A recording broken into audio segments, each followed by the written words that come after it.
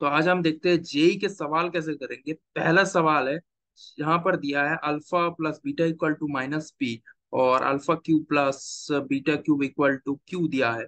और alpha by beta और beta by alpha दोनों रूट है, तो रूट को हम जानते हैं कि X square minus of alpha by beta plus beta by alpha into x plus alpha by beta into beta by alpha करेंगे, इक्वल टू आएंगे 0। तो जहां पर एक्स स्क्वायर माइनस ऑफ लिख सकते हैं alpha square plus beta square by alpha plus beta into x plus 1 equal to 0। तो alpha square plus beta square का वैल्यू निकालेंगे। तो वैल्यू किसे निकालेंगे, जहां पर ये गिवन है कि alpha cube plus beta cube equal to q है, और अल्फा प्लस बीटा का whole cube minus 3 alpha beta into alpha plus beta equal to q. So next step में अल्फा प्लस बीटा का वैल्यू माइनस पी, तो जहां पर minus p cube minus of 3 alpha beta, और alpha plus beta का value है minus p, तो ये है क्यूब। तो minus p cube plus 3 alpha beta into P equal to Q. तो 3 alpha beta into P equal to आ जाएगा क्यू प्लस पी क्यूब, और जहां पर अल्फा इंटू बीटा का वैल्यू आ जाएगा Q plus P cube upon 3 into P. दूसरी बात, जहां पर निकालना पड़ेगा alpha square plus beta square, तो अल्फा प्लस बीटा का whole square minus of 2 alpha beta into alpha square plus beta square. तो अल्फा प्लस बीटा का जो होल स्क्वायर है वो पी स्क्वायर है minus of 2 into q plus P cube upon 3 p equal to alpha square plus beta square है। तो जहां पर हम लिख सकते हैं कि 3 पी, इसको नीचे रख दो, लिख सकते हैं 3 p cube minus 2 p cube equal to alpha square plus beta square. तो जहां पर 3 p cube minus 2 p cube, this is p cube minus of 2 q upon 3 p equal to alpha square plus beta square. तो दोनों मिलकर अगर value put करेंगे तो ये आएगा x square minus of x, इसको साफ सुथरा लिखते हैं। तो ये आएगा x square minus of alpha square plus beta square, that is p cube minus 2 Q, और नीचे 3 पी, और इधर भी जब नीचे करेंगे 3 पी तो दोनों कैंसिल होके नीचे जहां पर रहेगा q plus P cube into x plus 1 equal to 0। तो इसको जब लिखेंगे तो आएगा p cube plus q into x square minus of p cube minus of 2 q into x plus P cube plus q equal to 0। तो p q plus q into x square minus of p q minus 2 q plus p q plus q, तो option B is correct. ठीक है, ये जो answer है हमारा ये option B से मैच करता है। देखो p q plus q into x square minus of p cube minus 2 q into x plus p q plus q equal to 0। तो इस सवाल का जो आंसर है वो ऑप्शन बी है। जेई 2010 का सवाल है। तो अगले सवाल पे हम चलते हैं, ठीक है। अच्छा, ये वैल्यू लोकेशन ऑफ रूट्स का है। The smallest value of K for which both the roots of the equation that is x square minus, तो इसको हम एफ ऑफ एक्स मान लेंगे। हमारा वही ट्रिक था कि 1 इंटू एक्स स्क्वायर, मतलब एक्स स्क्वायर का जो कोएफिशिएंट है जहां पर ये ग्रेटर देन 0 है, और इसको लिखेंगे -8 के एक्स और माइनस ऑफ 16, सॉरी माइनस नहीं, प्लस ऑफ 16 के square minus of K plus 1 equal to लिखेंगे 0। तो इक्वल टू 0 को हम हटा के इसको एफ ऑफ एक्स मान लीजिए, ठीक है। और जहां पर पूछा कि द स्मॉलेस्ट वैल्यू ऑफ के, तो के ग्रेटर देन व्हिच वैल्यू, तो उससे हम जहां पर स्मॉलेस्ट वैल्यू को निकाल सकते हैं। तो real distinct and values at least 4, तो इसका जो ग्राफ होगा वो है कि इन दोनों को, पहली बात तो डिस्टिंक्ट है, तो डिस्टिंक्ट मतलब D greater than 0, D not equal to 0, क्योंकि जहां पर डिस्टिंक्ट लिखा है मतलब दोनों अलग अलग रूट्स है। और पहली बात ये रियल भी है, तो ग्रेटर देन 0 होना ही पड़ेगा। रियल और डिस्टिंक्ट से हमको पता है ग्रेटर देन 0। इसका वैल्यू एटलीस्ट 4 है। एटलीस्ट 4 मतलब इसका जो रूट्स है वो 4 या 4 से ज्यादा है। तो 4 या 4 से ज्यादा मतलब, या वैल्यू ऐसे हो जाए या ऐसे भी हो सकता है, ठीक है। बोथ द रूट्स बोला है, दोनों रूट्स एटलीस्ट 4 हो जाए, एटलीस्ट 4 हो जाए या 4 से ज्यादा है। तो जो एफ ऑफ 4 है वो जहां पर ग्रेटर देन भी 0 भी हो सकती है, इक्वल 0 भी हो सकता है। ओके, ग्रेटर देन 0 भी हो सकता है और इक्वल टू 0 भी हो सकता है। कैसे हो सकता है, बिल्कुल समझ में आ गया। क्योंकि जो बोला है एटलीस्ट 4, तो एटलीस्ट फोर है, फोर भी हो सकता है, फोर से ज्यादा भी हो सकता है। तो जब फोर होगा तो F of four equal to zero हो सकता है, जब फोर से ज्यादा होगा तो F of four greater than zero हो सकता है। ठीक है, और डी तो हमेशा ग्रेटर देन जीरो है। और जो माइनस बी बाई टू है वो तो फोर से हमेशा ज्यादा है, वो तो फोर का इक्वल कभी नहीं होगा, वो तो फोर का इक्वल कभी नहीं होगा।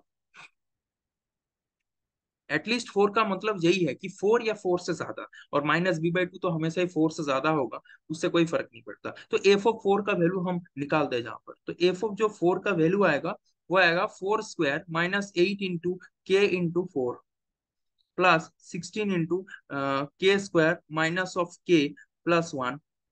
ये जो वैल्यू है वो greater than equal to zero आएगा। ठीक है, तो जहां पर आएगा 16 माइनस 32 के प्लस आएगा 16 के स्क्वायर माइनस आएगा 16 K plus 16 equal greater than equal to zero.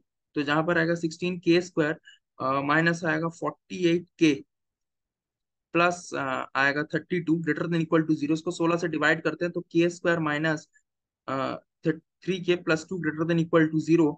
तो आएगा K minus one into K minus of two is greater than equal to zero. तो K minus one and K minus two अगर greater than equal to zero आया तो K belongs to आएगा minus infinity से one, वो भी closed bracket, क्योंकि one की इक्वल होना चाहिए, यूनियन ऑफ टू टू आएगा इंफिनिटी। ठीक है, तो के जो बिलोंग्स टू आएगा वो माइनस इंफिनिटी से one and union of two to infinity. तो ये पहला इनिक्वलिटी है जो हमको चाहिए के का वैल्यू। दूसरा की इनिक्वलिटी है डी ग्रेटर देन जीरो। इसका जो डी है वो क्या है, इसका जो डी है वो है बी स्क्वायर, मतलब इसका जो डी इक्वल टू लिखेंगे वो लिखेंगे 64 के square minus of 4 into 16 of के square minus of K plus one greater than zero. सही लिखा, सही लिखा, कमेंट्स में चेक करके बताइए। तो 64 के स्क्वायर माइनस ऑफ 64 के square minus of K plus one is greater than zero, ऐसा लिख सकते हैं, बिल्कुल लिख सकते हैं, ऐसा लिख सकते हैं। तो 64 के स्क्वायर माइनस ऑफ 64, तो जहां पर ऐसे लिख सकते हैं के स्क्वायर माइनस ऑफ के स्क्वायर प्लस के minus one greater than zero. तो के स्क्वायर तो कैंसिल हो गया और के ग्रेटर देन वन। ये हम दूसरी इनिक्वलिटी मिल गया, ये दूसरी इनिक्वलिटी मिल गया जो हमको काम आएगा। ठीक है, अब तीसरी minus b by two a greater than four. तो तीसरी जहां पर करते हैं minus b by two a that is 8 k upon two is greater than four. ठीक है, minus minus plus upon two, तो जहां पर है 4 k greater than four that is k greater than one. ये ग्रेटर ग्रेटर देन वन तो पहले ही निकल गया था, ये तीसरी बार भी निकल गया, मतलब कंडीशन सही है। अब तीनों को मिला देते हैं, इन तीनों को मिला देता है, तीनों को अगर मिलाएंगे तो नंबर लाइन में प्लॉट करेंगे तो कैसे मिल रहा है कि पहले सारे पॉइंट्स ड्रॉ कर लो, वन और टू। ठीक है, अब पहली कंडीशन है कि माइनस इंफिनिटी से वन, तो ऐसे करके खरीद लो इसको, ऐसे करके कर लो। हाँ, ये है माइनस इंफिनिटी से वन तक, और दूसरी है टू टू से टू टू इंफिनिटी। तो टू टू इंफिनिटी करेंगे तो ठीक ऐसा होगा कुछ, दो से इंफिनिटी तक। और दूसरी बात है के वन से ज्यादा है,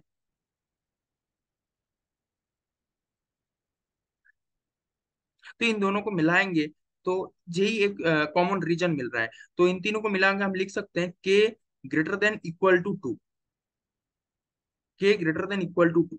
अब जहां पर लिखेंगे K greater than equal to to,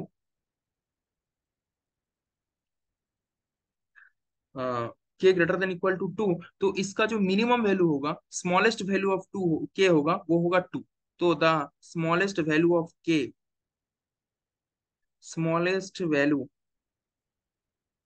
of K is two, two होगा इसका आंसर। ठीक है, ये जेई एडवांस्ड 2009 का सवाल है, कैसे करेगा समझ में आ गया। जब एटलीस्ट फोर आएगा, जहां पर बच्चों को दिक्कत होता है, जब एटलीस्ट फोर आएगा, एटलीस्ट फोर का मतलब फोर या फोर से ज्यादा।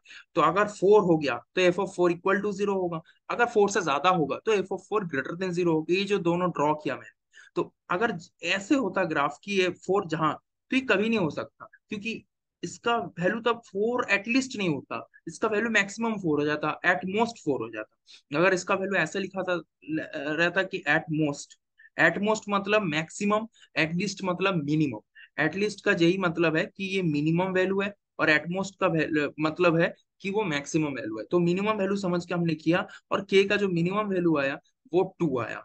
ठीक है, चलो हम चलते हैं अब तीसरी सवाल पे। तीसरे सवाल में बोला है कि इसमें एक रूट कॉमन है, तो दोनों इक्वेशन पहले लिख लेते हैं कि X square minus plus of B X minus one equal to zero, और X square plus X plus B equal to zero. तो इसमें एक है अल्फा और बीटा मान लेते हैं, और जहां पर एक मान लेते हैं पी और बीटा मान लेते हैं। इन दोनों रूट्स मान लेते हैं, ठीक है।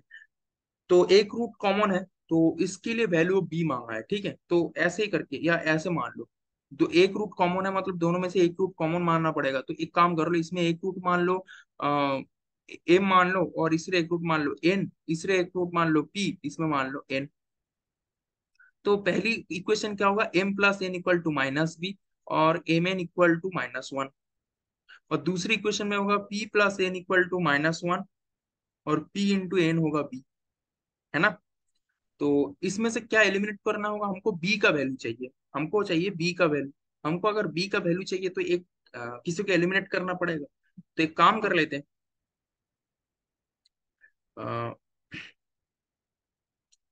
एम बाई पी का वैल्यू आएगा minus one by M by P. तो P equal to minus B into M, ठीक है। P equal to minus B M, ये हमारा एक वैल्यू आ गया। तो पी का वैल्यू हम ऐसे करेंगे, minus B M plus N equal to minus one. तो एन का वैल्यू आएगा एम बी माइनस वन। तो इसको ऐसे ले लेंगे, m plus m B minus one equal to minus b, ठीक है। ऐसे ही करके उसको ले लेंगे, या हाँ ऐसे ऐसे ही करेंगे कि एम का वैल्यू पहले निकाल लें, उसके से एन का वैल्यू, फिर बी का वैल्यू तो निकाल ही जाएगा। तो हम हमारा इधर वेरिएबल पहले देख लो, इसको सॉल्व करने के एक आसान ट्रिक बताता हूँ। पहले एम मान लो, एन मान लो, और पी है, अच्छा, और बी है। तो चार इक्वेशन तो है, चारों इक्वेशन से हमको एक ही वेरिएबल चाहिए, वो है बी। तो पहले हमने एम बाई पी कर दिया माइनस वन बाई बी, तो P equal to minus B M आ गया। अब p equal to minus B M मतलब माइनस बी एम, इसी इक्वेशन में minus B M plus N equal to minus one. तो जहां पर B M B minus one equal to N, फिर एन का वैल्यू जहां पर पुट कर दिया, तो M equal to one plus B, और जहां पर आ गया वन माइनस बी, ठीक है। तो एम का वैल्यू आ गया one minus B upon one plus b, ये एम का वैल्यू आ गया। अच्छा, एम का वैल्यू आ गया, तो एक काम करते, एन का वैल्यू क्या निकलेगा, पहले पी का वैल्यू निकाल लेते। अच्छा, एन का वैल्यू तो निकाल ही जाएगा, जहां से निकाल जाएगा एन का वैल्यू। एन का वैल्यू निकालते, एन का वैल्यू निकलेगा एम बी। तो एम तो है ही, उसके साथ बी करेंगे one minus B upon one plus B और माइनस वन, तो एम बी निकलेगा। तो b minus of B square minus one minus B upon one plus b. तो बी बी कैंसिल हो गया, तो minus of B square plus one upon B plus one. ये आ गया हमारा एन का वैल्यू, ठीक है। एम का वैल्यू और एन का वैल्यू आ गया। अब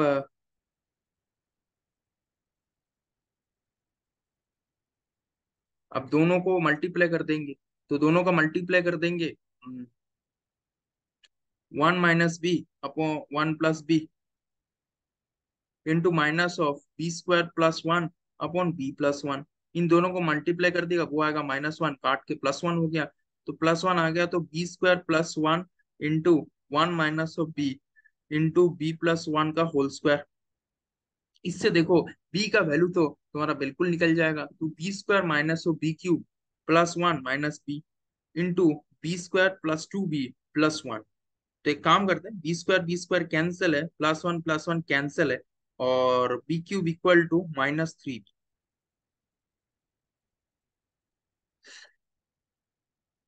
यही तो आएगा, three b equal to minus b cube, कुछ भी कर लो। तो b cube plus three b equal to आएगा जीरो।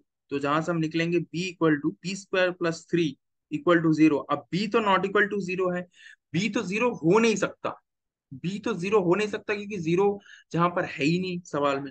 तो बी स्क्वायर इक्वल टू, अगर जीरो करेंगे तो इसको ऐसे लिखा जाता है, B square minus three I square equal to zero. तो B equal to plus minus I into root. तो ये आंसर करेक्ट है, ऑप्शन बी। तो बी का वैल्यू आएगा -i√3। -i√3, प्लस और माइनस दोनों में से एक वैल्यू चूज कर लो, -i√3। और पहली बात मैंने क्या किया, जहां पर पहले दो रूट्स में एक रूट कॉमन बोला है तो वो मैंने चुन लिया कि एम एन और पी एन। फिर मैंने इक्वेशंस बनाए, एक इक्वेशन, दो इक्वेशन, तीन इक्वेशन, चार इक्वेशन। मान लो ये हमारा पहली इक्वेशन है, ये दूसरी इक्वेशन है, ये तीसरी इक्वेशन है, ये चौथी इक्वेशन है। तो 14 इक्वेशन बनाने के बाद पहले एन को रिप्लेस करा, फिर पी का वैल्यू निकाला एज टर्म्स ऑफ एम, फिर पी का वैल्यू पुट किया, फिर एन का वैल्यू निकाला, फिर एन का वैल्यू फिर से पहली इक्वेशन में पुट कर दिया, फिर एम का value as a term of b निकाला, फिर एन का वैल्यू निकाला, दोनों को मल्टीप्लाई कर दिया और फिर इसी इक्वेशन की इक्वल कर दिया, 3 नंबर की इक्वेशन की इक्वल कर दिया। और इसके बाद हमने निकाला +-i√3। और जहां पर -i√3 जो तो तुम्हारा ऑप्शन में है तो उसको ही हम आंसर मानते हैं, ऑप्शन बी। ये जेई एडवांस्ड 2011 का सवाल है। तो ऐसे ही जेई एडवांस्ड का अगर सॉल्यूशन तुमको चाहिए, इसी चैनल पे मिलेगा, और इसको सब्सक्राइब करो और इसका नोटिफिकेशन ऑन करके रखो, क्योंकि आगे जेई एडवांस्ड का जो जो सवाल मिलता है, जैसे मान लो ऐसे सवाल, सारे जेई एडवांस्ड के सवाल इसी चैनल पे मिलेंगे, एकदम बिल्कुल लाइव सॉल्यूशन। तो जेई एडवांस्ड का अगर सॉल्यूशन चाहिए, एकदम टॉप सॉल्यूशन, तो इसके लिए इस चैनल को सब्सक्राइब करो, इसका नोटिफिकेशन ऑन करके रख दो। ठीक है बच्चों, तो आज के लिए इतना ही, और मिलते हैं next video. Please subscribe it, okay, and share करो इसको। और जेई एडवांस्ड के जो सारे मैथमेटिक्स के सॉल्यूशन है, इसी चैनल पे एकदम लाइव इसको सॉल्व करते हुए तुम लोग देखोगे, तो इसको सब्सक्राइब करो। Okay, bye.